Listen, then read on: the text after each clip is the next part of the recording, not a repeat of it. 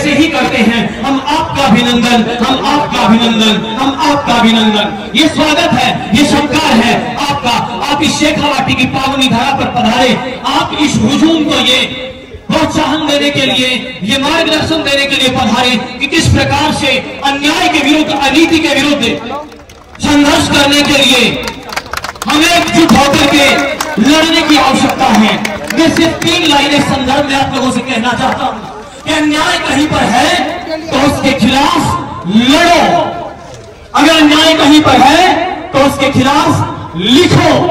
लिख नहीं सकते तो बोलो, बोल नहीं सकते चुप रहो। उनकी टांग मत खींचो जो लड़ रहे हैं, क्योंकि वो आपके हिस्से की लड़ाई भी लड़ रहे हैं। और इसी लड़ाई के भीतर हमारा मार्गदर्शन करने के लिए आज पधारे हैं महाराष्ट्र की सरकार में अपनी अमिट छाप रखने वाले श्री उदय रविंद्र सावंत प्रधानमंत्री। इसमें हिंदुस्तान के सबसे ज्यादा शहीद देने वाली जमीन, हमारे मातृ वतन की हिफाजत करने वाली ये सरजमीन, जिसमें आज आजादी से पहले और आजादी के बाद हिंदुस्तान में जिस जमीन से सबसे ज्यादा शहीद हुए, मातृ वतन की रक्षा करने के लिए अपने प्राण।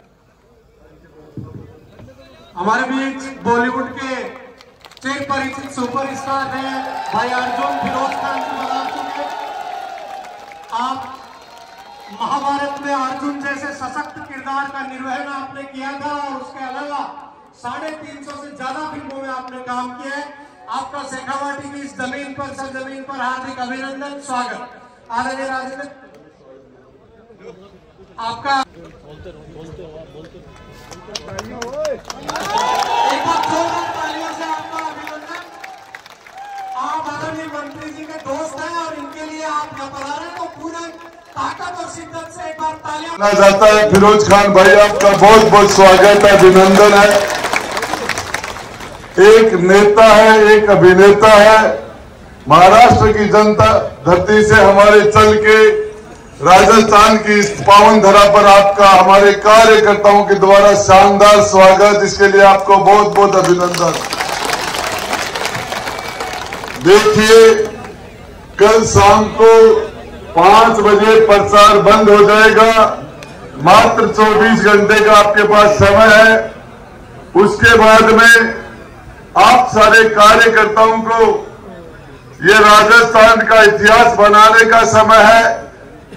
आज आपको बताना चाह रहा हूं, हमारे महाराष्ट्र के मुख्यमंत्री जी को आना था, लेकिन वहां जो मराठा आरक्षण का कुछ, हमारे राजनीतिक ओबीसी आरक्षण की कुछ ऐसे घटनाएं चल रही, जिसकी वजह से हमारे महाराष्ट्र के शिंदे साहब मुख्यमंत्री जी को हम सोच रहे थे कि 21 को आ जाएंगे या 22 को आ जाएंगे, 23 को उनका कार्यक्रम नहीं बन पाया।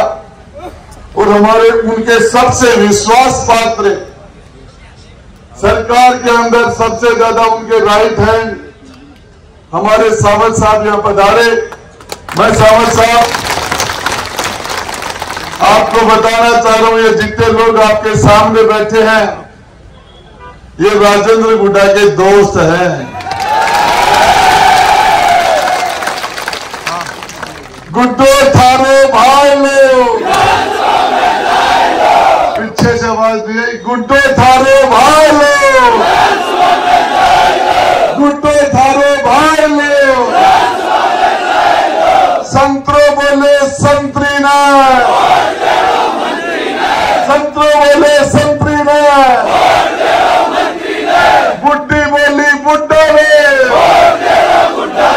बुड्ढी बोली बुड्ढा रे, किसमिस बोली काचू ने, चलो बस्ती माता की। देखिए, ये राजस्थान में हिंदुस्तान की हॉट सीट हो गई है। आप लोगों की दोस्ती,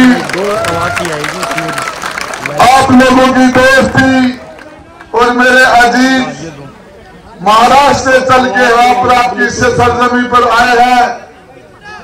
मैं बताना चाह रहा हूं, इस चुनाव के ऊपर हिंदुस्तान की पूरे की नजर है।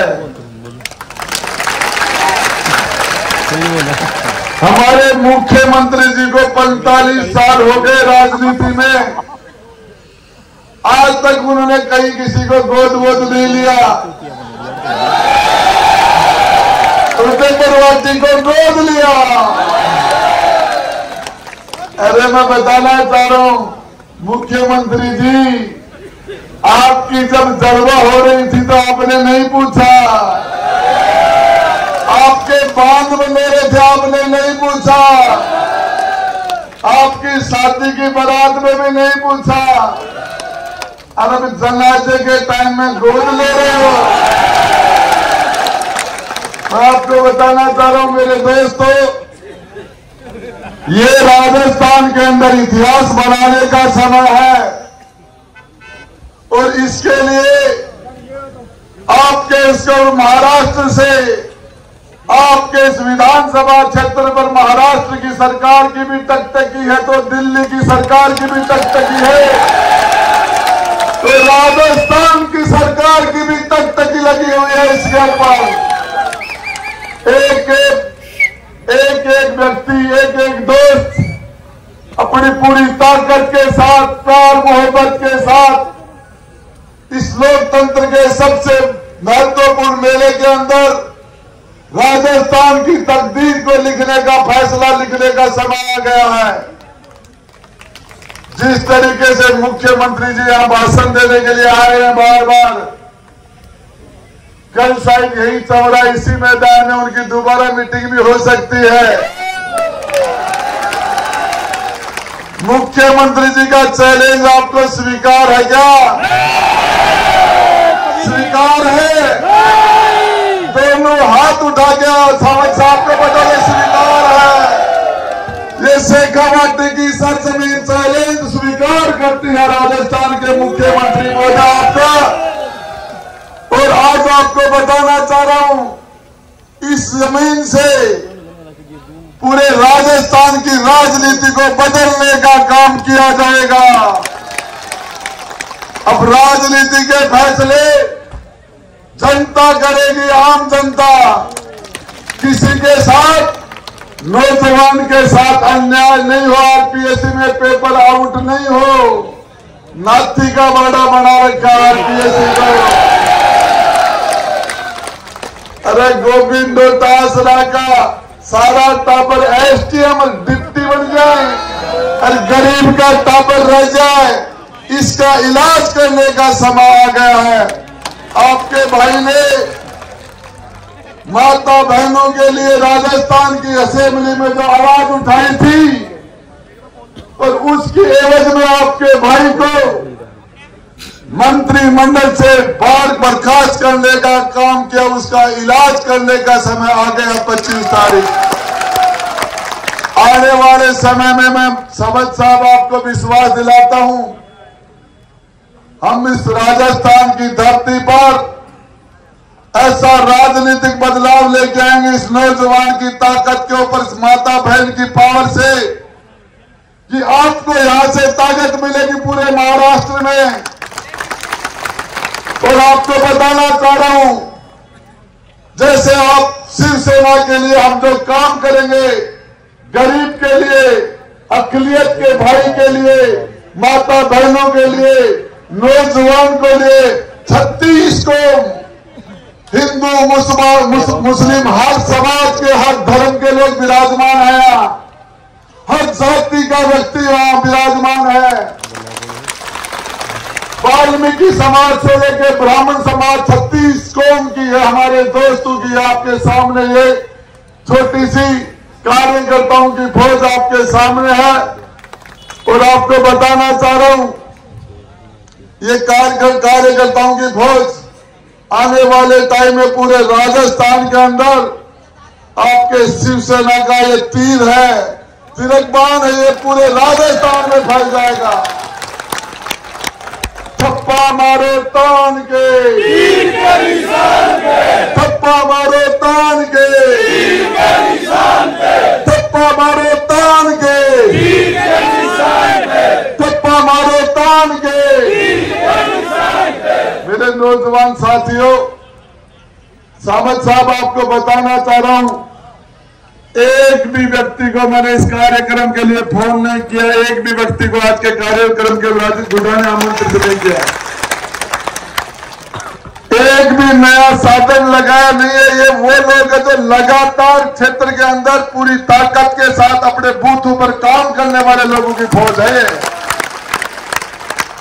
ये पिछले 20 दिन से 25 दिन से ये पूरी की पूरी फौज हर गांव में, ढाणी में, बूथ में, नगर पालिकाओं में अपनी अपनी जगह पूरी ताकत के साथ राजस्थान सरकार की तानाशाही और नौजवान के खिलाफ जो फैसले करें उनके खिलाफ, माता बहनों के खिलाफ क्या किया था हमने। सिर्फ असेंबली में ये कहा था गहलोत साहब अपने गिरेबान में झांक के देखिए। मणिपुर की घटना जिसकी चिंता हमारी सरकार कर रही थी, हमारे विधायक असेंबली में कर रहे थे। राजस्थान महिला दुष्कर्म में पहले पायदान पर आके हमारे प्रदेश का शानदार इतिहास जिसको कलंकित करने का काम ये सरकार कर रही थी, हम उसको बर्दाश्त नहीं कर पाए और हमने सरकार से कहा था मुख्यमंत्री महोदय अपने गिरेबान में झांक के देखिए किस मुंह से हम माता और बहन के पास जाएंगे।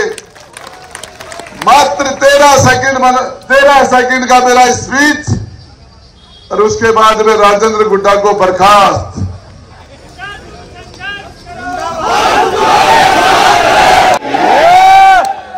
और उसके बाद में फूल गिर गैल का दिन भूल गई। बताना चाह रहा हूं मैं आपको, जिस तरीके से मुख्यमंत्री जी ने फैसले किए, मैं आपको विश्वास दिलाना चाह रहा हूं सावंत साहब, ये हमारा नौजवान कार्यकर्ता पूरे राजस्थान के अंदर इस त्रिशूल को फैलाने का काम करेगा, तिरंगबाण को चलाने का काम करेगा। मैं ज्यादा कुछ नहीं कहते हुए, हमारा ये मां मनसा की धरती है, ये शाकंभरी माता की धरती है, ये राजशेखा की धरती है, ये पीरों और फकीरों की धरती है, ये शहीदों की धरती है, ये किसानों की धरती है, ये 36 कौम के लोगों का ये भाईचारा है। वासी के तमाम मेरे पांडव भाइयों बहनों, आप सबको इस सूर्य का प्रणाम। कहते हैं कि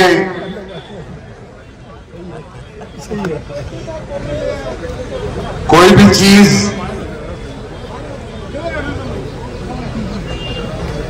एक शुभ कार्यक्रम शुरू होता है तो हम या तो गायत्री मंत्र पढ़ते हैं या फिर गणेश वंदना करते हैं। मैं भी इस कार्यक्रम में एक ऐसा मंत्र पढ़ने जा रहा हूं जो बहुत शुद्ध है, बहुत पवित्र है और मैं समझता हूं कि आपके हृदय के भी बहुत करीब है।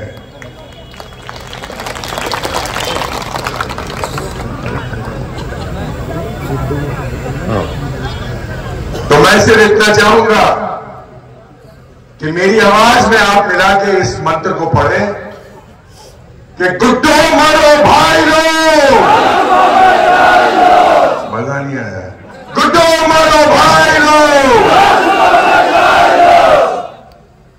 यही मंत्र था।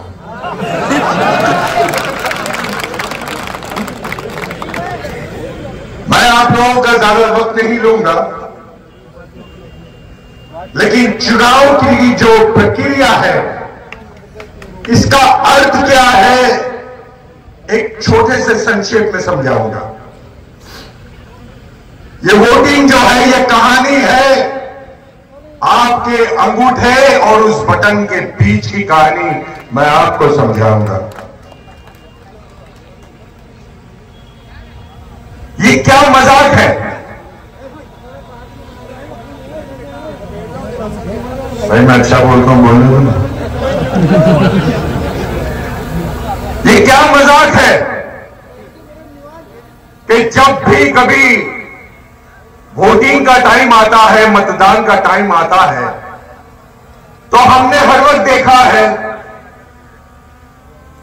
कि गंगू तेली राज करते हैं और राजा भोज जो है वो नीचे खड़े रहते हैं।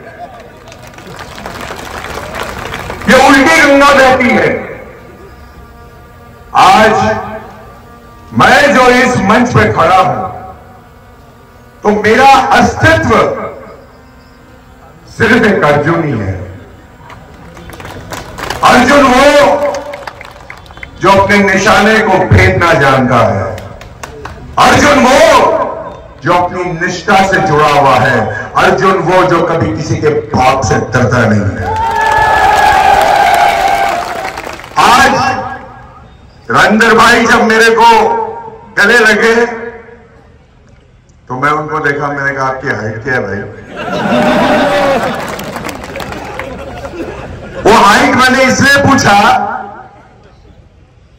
कि इनमें मुझे वो महाभारत के 3 ऐसे योद्धा दिखाई दिए जिसका मैं आपके समक्ष वर्णन करना चाहूंगा। पहला, हाइट के हिसाब से, बल के हिसाब से मुझे भीम नजर आए।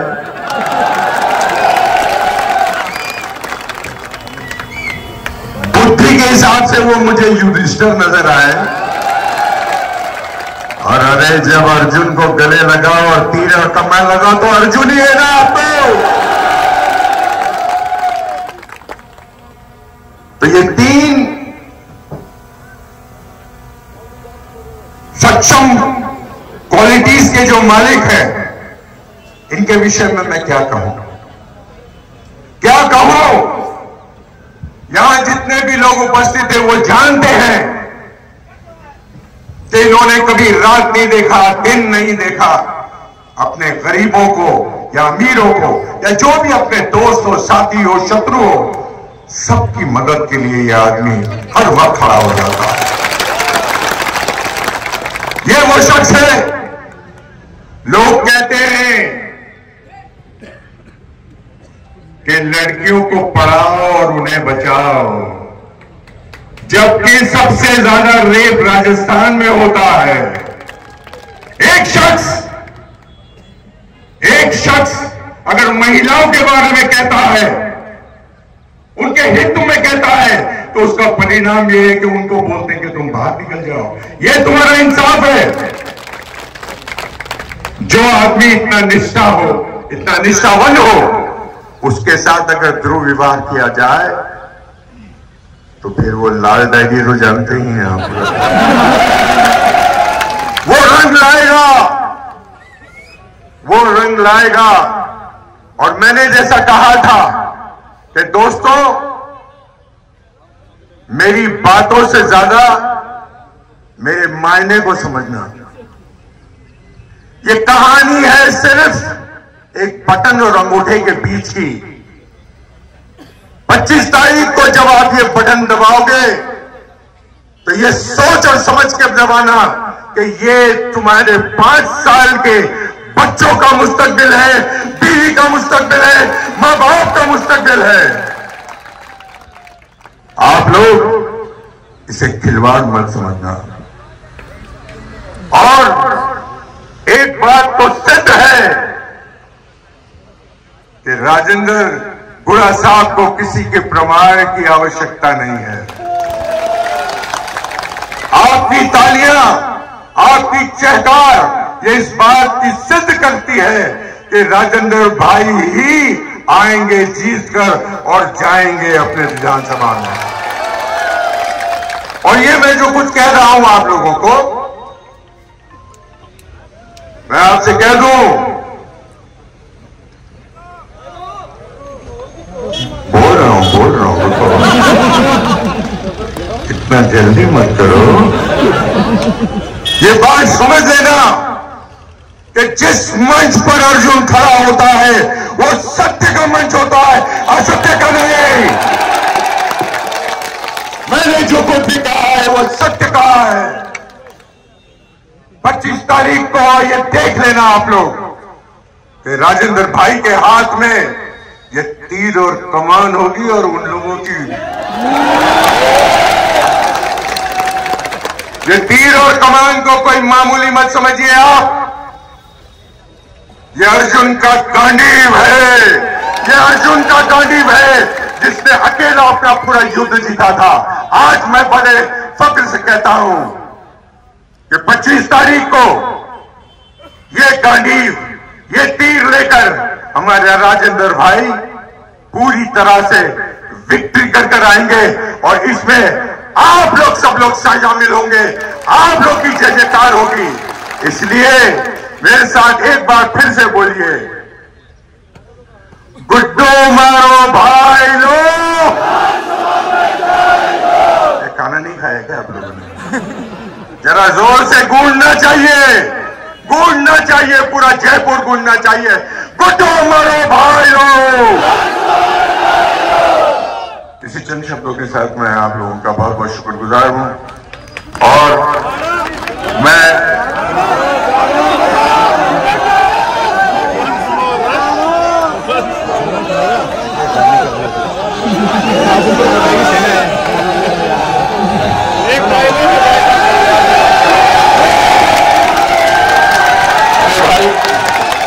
बात सुनो, 4 घंटे लगे क्योंकि आज वो कोई वीआईपी ट्रीटमेंट था। मंत्री जी तो अपनी गाड़ी लेके चले गए, लेकिन एनीवे एक 2 लाइन आप लोगों के फेवर में, आप लोगों के साथ, आप लोगों के लिए मैं राजेंद्र भाई को अर्पित करता हूं।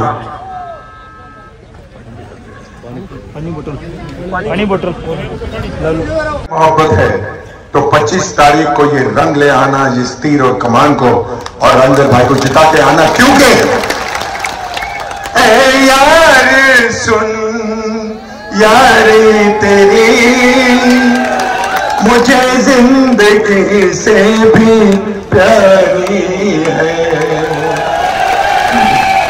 ऐ यार सुन यारी तेरी, ये हुई ना बात। आपकी हाइट है, मुझे हकीकत में भीम नजर आ रहे हैं। और आपको मैं बता दूं कि पूरी महाभारत में भीम जो था वो मेरा सबसे प्रिय दोस्त था। वो आज चला गया, लेकिन आज मैं बड़े फख्र से कह सकता हूं कि मुझे एक भीम और मिल गया है। तो ऐ यार सुन यारी तेरी मुझे जिंदगी से भी प्यारी है। जवाब नहीं हमारा कहीं, बड़ी खूब जोड़ी हमारी है।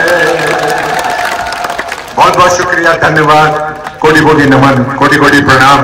25 तारीख को आप लोग के बाद हजारों लोग हमारी अपनी समस्याएं लेके, सैकड़ों लोग आते हैं।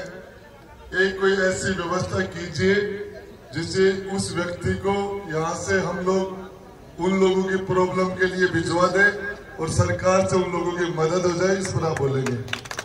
एक काले पत्थर की सफेद लकीर है। आज तक मैंने 4 चुनाव देखे मेरे खुद के, लेकिन एक चुनाव के लिए हजारों बूथ कमेटी मेंबर इकट्ठा होते हैं मैंने पहली बार देखा है। इसलिए राजेंद्र जी कुछ भी डरने की बात नहीं है। महाराष्ट्र सरकार आपके साथ है, लेकिन आज संदेश साहब आपके साथ है, लाल डायरी भी आपके साथ है। उसमें ऐसा लिखा है जो मैंने पढ़ा नहीं है लेकिन सुना है कि आपके जो मुख्यमंत्री थे, मैं है नहीं बोल रहा हूं, उनके लड़के ने ऐसा लिखा है कि जो सीएम जनता के काम के नहीं, वो वापस सीएम नहीं बन सकते। अगर घर का लड़का ही ऐसा बोल रहा है, घर का बेटा ही ऐसा बोल रहा है, तो आपकी जीत तो पक्की है। देखिए आज इलेक्शन का माहौल है, लेकिन राजेंद्र जी को मैं धन्यवाद देता हूं। उन्होंने मेरे भाषण से पहले क्या कहा स्पीच में ये बोलो वो बोलो, ऐसा नहीं बोले। जो हमारी राजस्थान की जनता महाराष्ट्र में रहती है उनके लिए कुछ करो। राजनेता ऐसा ही होना चाहिए, दूसरे को बोल के डायरी में लिखने वाला नहीं चाहिए।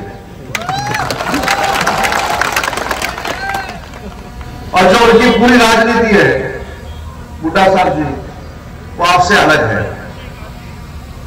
मैंने भी सोचा कि राजेंद्र जी के चुनाव के प्रचार में जा रहा हूं तो कुर्ता पहनूं, पायजामा पहनूं, जैकेट पहनूं, लेकिन यहां आने के बाद ये भाई साहब जींस में,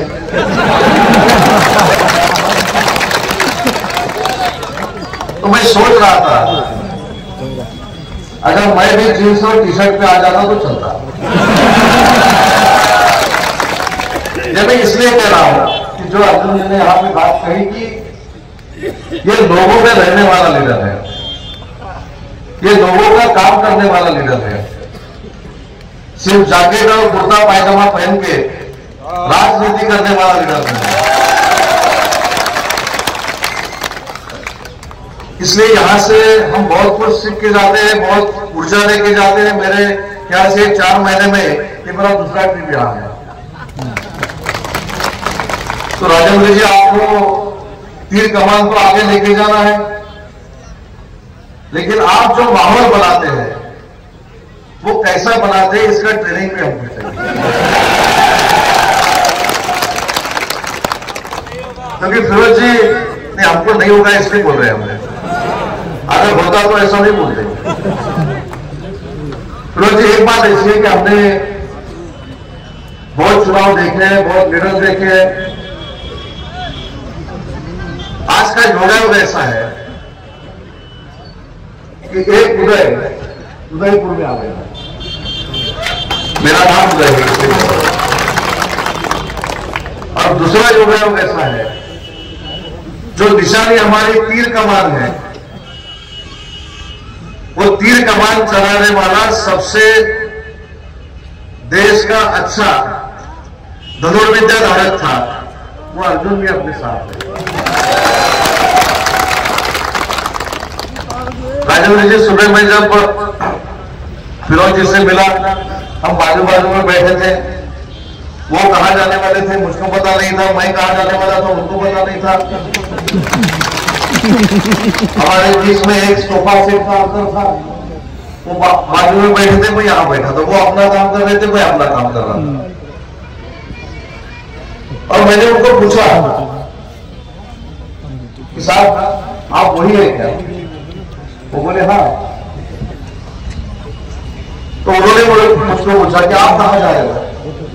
तो मैं बोला मैं जयपुर जा रहा हूं। तो वो भी बोले मैं जयपुर जा रहा हूं। वापिस बोले आप जयपुर में कहां जा रहे हो? तो मैं बोला उदयपुर जा रहा हूं। तो बोले उदयपुर जा रहे। बाद में उन्होंने मुझको पूछा कि आप उदयपुर कहां जा रहे हो? मैं बोला बुड्ढा जी के पास जा रहा हूं। वो बोले मैं भी वहां जा रहा हूं। ये मैं इसलिए बता रहा हूं कि जब अच्छे लोग इकट्ठा आ जाते हैं तो राजनीति अच्छी बन जाती है।